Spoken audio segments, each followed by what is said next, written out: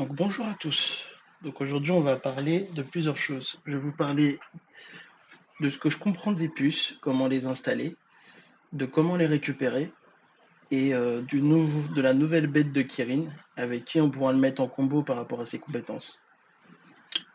Donc en gros on a le Kirin. Donc le Kirin qui va apporter beaucoup de dégâts critiques. Donc qui va infliger non seulement des dégâts critiques avec sa compétence de charge éclair, et l'avantage, c'est qu'il va infliger d'autres compétences par rapport à sa deuxième compétence danse des flammes, qui va infliger des dégâts toutes les 3 secondes, et ses deux compétences passives qui vont apporter des bonus sur les bêtes plantes et des bonus de charge d'explosifs. Donc avec qui je le mettrais? Bon, je le mettrais avec le croc de sable cendré, le croc de sable flamboyant, excusez-moi, ou le croc de sable cendré, peu importe. Tout simplement parce que ça synergise bien avec la danse des flammes. Pourquoi? Parce que vu que Kirin déclenche des combos, du coup ça va enclencher sa danse des flammes, enclencher sa danse des flammes et qui va être limite très bénéfique au croc de sable flamboyant, bien sûr le croc de sable flamboyant en chef, pour justement activer la compétence passive de la danse des flammes. Ensuite, ça va, par rapport à son explosion de poussière, en gros, ça va activer chaque critique du Kirin et qui va être bénéfique pour le croc de sable flamboyant pour donner une base solide de dégâts critiques. Donc je dirais que si on pouvait faire un schéma du duo, je dirais que ça fait combo plus critique, qui est limite égal à explosion de dégâts en chaîne, qui peut être très bénéfique. En option 2, ça serait pour les personnes qui n'ont pas beaucoup de bêtes. Le levrier picosseux peut être aussi une opportunité. Ça va. Bon, en gros, le levrier, ça attaque toutes les 3 secondes avec un bonus critique. Hum, la danse des flammes, elle va déclencher des effets en combo. Donc c'est limite parfait pour un style agressif et rapide pour un PVP. Elle va booster votre fréquence et régularité des combos. Le Kirin peut facilement enchaîner les attaques pour bénéficier de tous les multiplicateurs. Et elle est idéale contre les cibles à faible PV sans bouclier. Donc je dirais en gros le croc de sable flamboyant pour la danse des flammes, le levrier picosseux pour aussi la danse des flammes et pour les personnes en gros qui n'ont pas beaucoup de bêtes. Et je dirais le rhino lava, qui est juste là, ou le rhino volcano, peu importe, pour l'explosion de poussière, qui est juste ici. Parce qu'elle va apporter un tank plus critique, donc de la durabilité plus des coups critiques. Bon, maintenant, euh, comment on va mettre nos puces? Donc il y a juste à cliquer sur notre bête, cliquer sur puce et lui installer ses puces, comme on le faisait avec l'armurerie. Ça revient exactement à la même chose. Maintenant, j'ai un peu regardé en gros les puces en question. Donc on va avoir plusieurs choix. Déjà, on va avoir plusieurs coffres. On va avoir les coffres des bêtes secrètes. Donc c'est les coffres en gros pour débloquer les bêtes rares, comme la méduse de Pluton, le Sargaia et le Kirin. On va avoir un autre coffre que j'ai pas là pour débloquer les autres bêtes légendaires. Et bien sûr, on va avoir les coffres qu'on connaît, les coffres violets et les coffres aléatoires.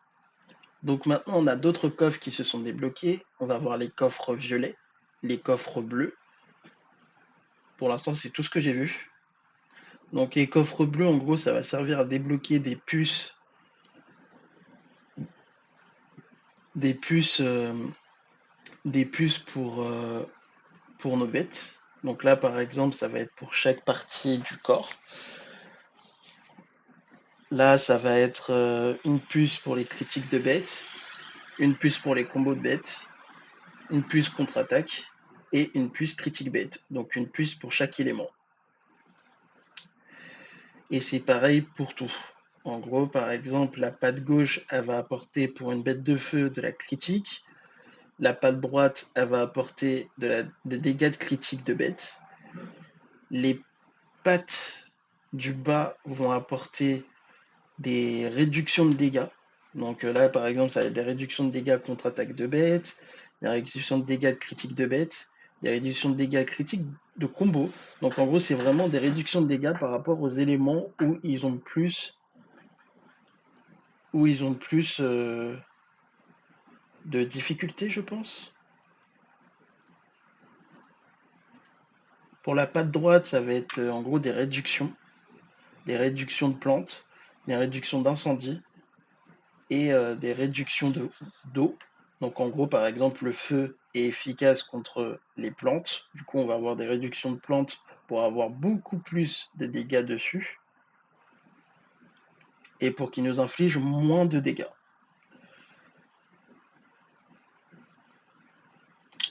Pour celui-là, ça va être de la défense. Ouais, de la défense de bête. Donc là, c'est full défense de bête par rapport à l'élément en question. C'est quoi la différence entre ça et une légendaire? Bah, tout simplement, en gros, que ça va apporter beaucoup plus de dégâts. Quand on compare un peu les deux pattes, là par exemple, ça va nous apporter des dégâts de combo de bête, et ici, ça va nous apporter des dégâts critiques de bête. Comment les avoir? Bah, en gros, là par exemple, ça va être sur le nouvel événement frénésie biologique. Pour la frénésie biologique, je dirais que, en gros, on peut mettre n'importe quelle bête dans les places, mais on va plutôt avoir la possibilité d'avoir des gains x2. Par exemple, ici, je vais mettre mon pangolin et il va m'apporter plus 12, ce qui n'est pas énorme. Pour faire un plus 30 ou un plus 16, il va falloir en gros apporter ces gains-là. Et c'est pareil pour tous les autres. Là, par exemple, j'ai activé le x2 sur tous, sauf ici où bah, j'ai pas l'une de ces bêtes. Je n'ai pas deux fois, par exemple, où j'ai pas le pangolin, où j'ai pas le taureau mort-vivant. C'est aussi simple que ça. À quoi ça va servir? Ça va nous servir en gros à avoir un taux de gain pour récupérer des récompenses pour ensuite le mettre sur la roulette. Donc comment on récupère ces puces? Ça va être sur le développement. Sur le développement, on va voir deux choses. La première chose, ça va être la sélection sélective, c'est-à-dire qu'on va sélectionner en gros l'une des types qu'on veut débloquer et on va le rechercher. Et sur les recherches standards, en gros, ça va être exactement la même chose, sauf qu'on va pas les choisir, ça va être aléatoire.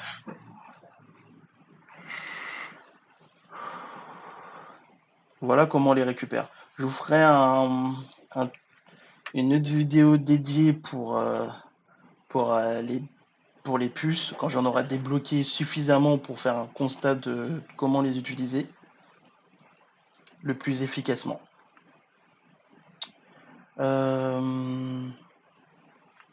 Voilà, c'est à peu près tout ce que je voulais vous montrer.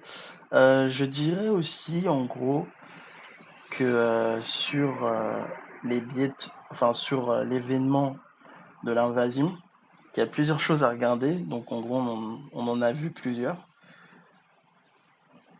Ça va être les caractéristiques de la bête en question, la bête que vous attaquez. Par exemple, moi j'ai plus de bêtes de feu que des bêtes de plantes ou d'eau.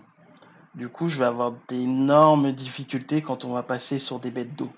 Là, par exemple, on est contre des bêtes de feu.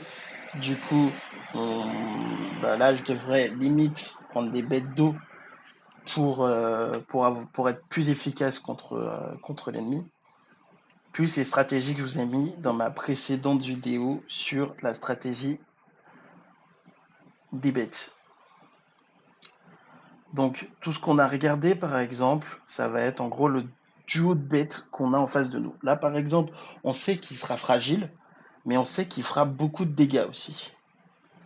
On sait que c'est une bête de feu, du coup, il faudra forcément soit une bête d'eau, soit une bête qui fasse suffisamment de dégâts pour qu'on le détruise le plus rapidement possible. Mais on sait que sa vitesse d'attaque sera énorme, parce qu'on connaît en gros la bête qui la domine, Richard l'aîné, qui tape vraiment très très vite. Et on sait aussi qu'il va avoir beaucoup de critiques. Du coup, ma bête de plante, elle va disparaître aussi vite que possible. Du coup, je vais essayer de faire en sorte que ma bête de plante ne puisse pas l'attaquer. Et que mes bêtes de feu, en gros, fassent un maximum de dégâts. Et que ça soit ma bête avec mon Thunder qui va tanker en premier. Et ensuite, je vais faire en sorte que ça soit mes bêtes de feu qui tankent. Pour avoir suffisamment de personnes pour pouvoir en gros le tuer. C'est aussi simple que ça. Voilà. Euh, Sur les développements, je vous l'avais dit, en gros, ça revient à la même chose. On va essayer d'être le plus rapide possible. Dès qu'on arrive ici à 4, il faudra mettre en gros ses compétences à 10 ici. Donc la survie dans le désert, la survie dans la forêt, l'aquatique et les plaines. Donc après, ça coûte vraiment très très cher au bout d'un moment. Je vous le cache pas. Voilà, voilà. Et en petit plus, voilà à quoi ressemble. Je sais pas si je l'ai activé. Non. Toc toc toc toc toc. Est-ce que j'en ai un qui est à côté? Oui, ici. Je vais la rappeler. Oh, ça c'est bon ça. Je vais la rappeler aussi du coup.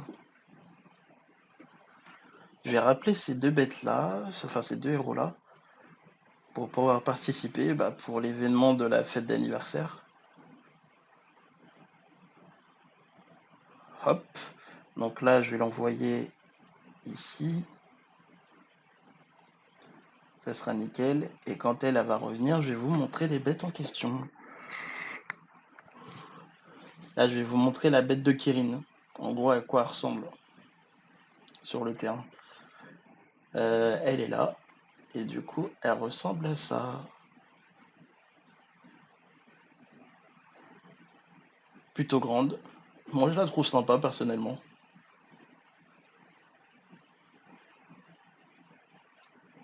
Ensuite, on a quoi? On a... J'ai quoi comme bête? Ah, lui, j'avais pas vu à quoi elle ressemblait.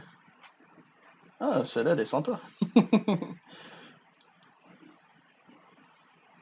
Enfin, voilà.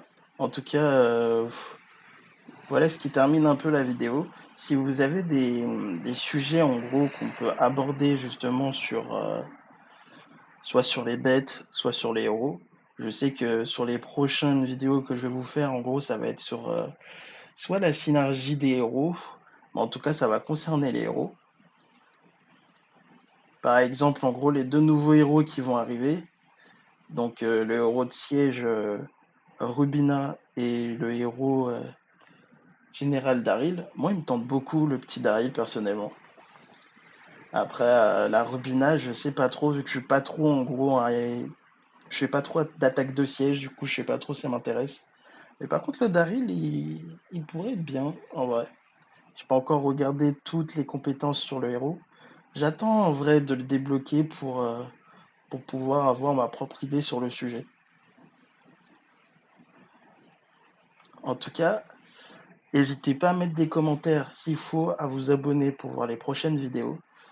Euh, j'en prépare une en gros qui va être un peu plus complète sur les bêtes et sur les héros.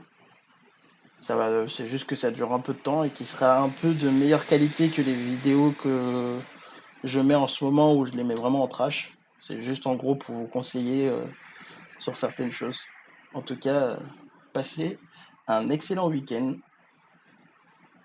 À toutes.